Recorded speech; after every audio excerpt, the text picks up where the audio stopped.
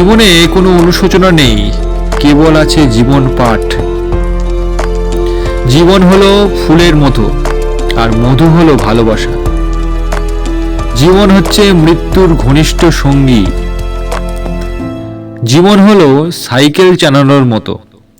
আপনার ভারসাম্য বজায় রাখতে আপনাকে অবশ্যই চলতে হবে।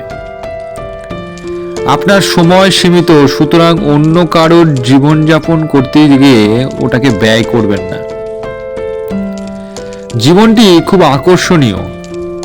শেষ অবধি আপনার সবচেয়ে বড় যন্ত্রণার মধ্যে কিছু আপনার সবথেকে বড় শক্তি হয়ে ওঠে। সুখ চাইতে সবাই চায়, কিন্তু মানুষের জীবনে সুখে থাকতে চাওয়াটাই দুঃখের কারণ হয়ে দাঁড়ায়। এই মুহূর্তের জন্য খুশি হও, এই মুহূর্তটি আপনার জীবন।